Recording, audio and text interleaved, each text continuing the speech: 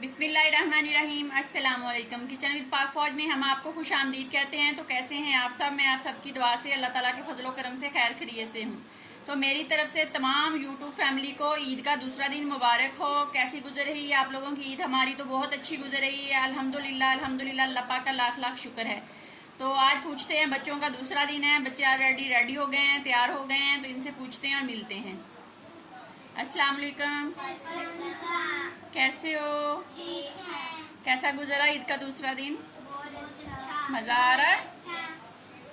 क्या मैसेज देंगे आप यूट्यूब फैमिली को?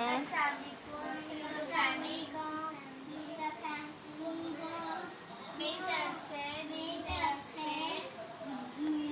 का दूसरा दिन मेरा दूसरा दिन बहुत बहुत मुबारक हो। बहुत बहुत यूट्यूब फैमिली मेरी तरफ से ईद का दूसरा दिन मुबारक। ओके, अल्लाह हाफिज़।